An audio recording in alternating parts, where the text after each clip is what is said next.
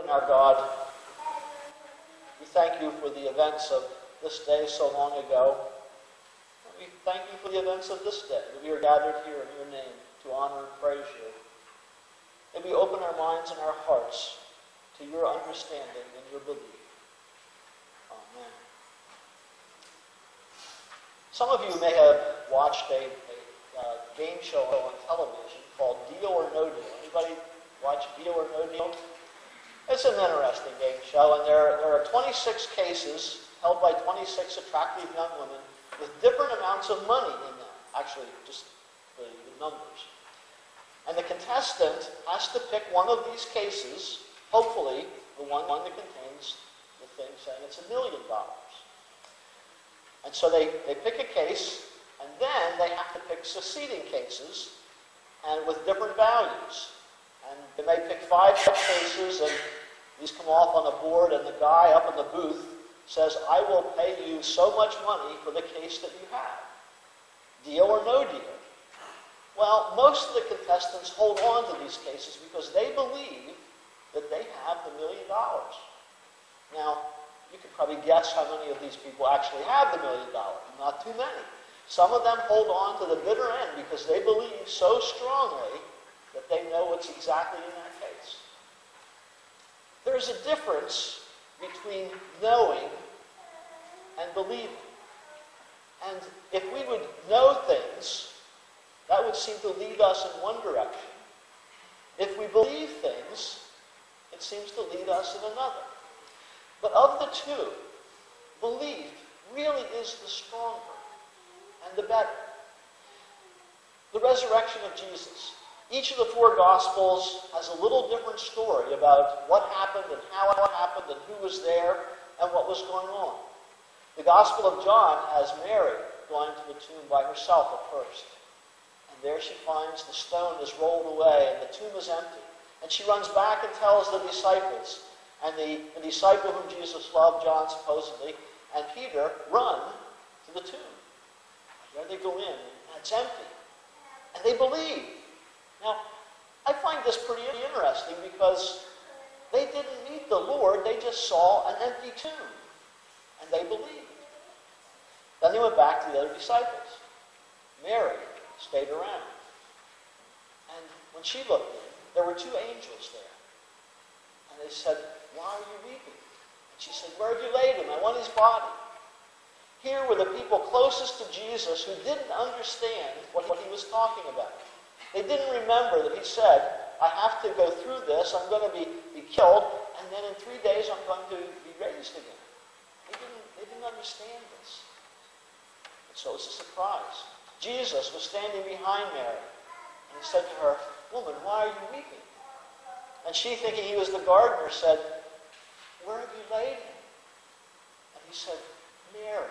Told her by name. And then she recognized him. Why didn't she recognize him before? What is going on? What are the facts of what is happening? And the truth is we don't know for sure. We don't know really how it happened, why it happened, and what's going on. Not the facts. But we do know the faith.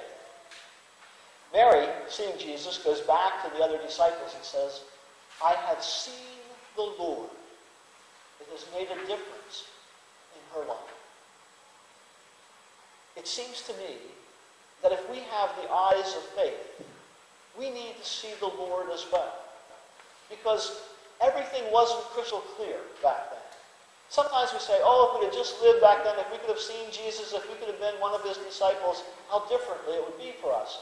But no, we have the testimony of 2,000 years. And we have an advantage because we see through the eyes of other people. We need, in our world today, to see Jesus too.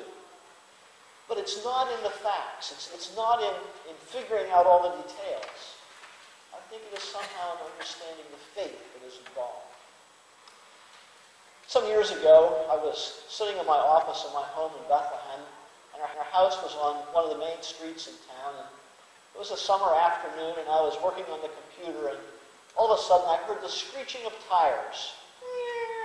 And then boom.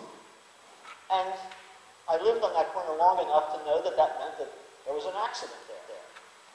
So I closed up my computer program and I went out on the front porch, and there was a man lying on Center Street. And his truck was in my tree, actually, and all around it. And there was another car, an SUV, across the street, almost in the deli. So I went down, and the ambulances were there in a second, and the police, and they helped the man. He was a UPS driver. I don't know if any of you are UPS drivers, but wear your seatbelt or your safety belt if you're standing in your vehicle. Or if you're not a USB, wear your seatbelt, because he wasn't, and he got thrown for about 20 or 30 feet. That's what really hurt him. As I walked around the different corners of that intersection, and there were lots of accidents at the intersection, I listened to the people talking.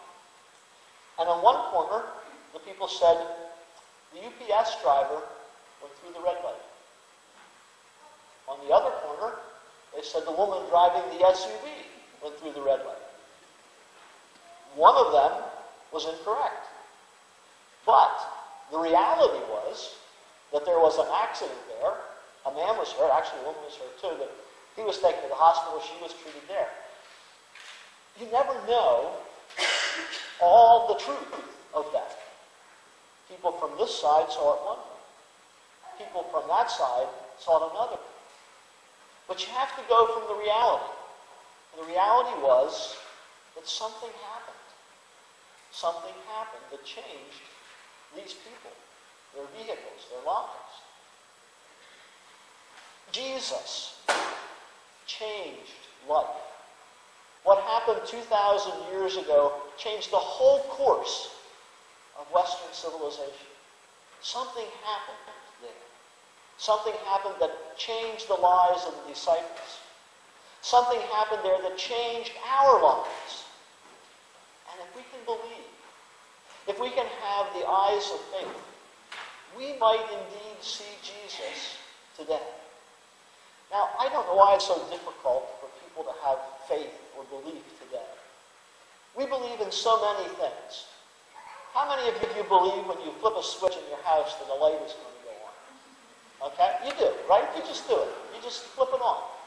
How many of you believe when you press the remote control that a picture is going to appear on your television? And where does that picture come from, for heaven's sakes? Okay? Okay, maybe you have a cable that runs into your house, and it travels on that little cable and gets into your house. Or maybe you have a satellite dish, and somehow it comes through the air, and there it is. Don't tell me that we don't believe today. We don't understand how these things happen. Do you understand how that happens? Or the internet. Okay? I mean, what is the internet? I don't know that anybody knows what the internet is. Okay? But you email, something comes through. Okay, you read it, you send it back, you reply. Maybe you want to get directions. We believe in so many things. How difficult is it to believe in God? How difficult is it to believe that somehow a power greater than ourselves made everything? It didn't just happen. That somehow God created this world. And human beings, for heaven's sakes, we are so different. How can we not believe that God created us? And if God created us, how could we not believe that he came to us in Jesus, understanding us, being a part of us, accepting us as we are, loving us?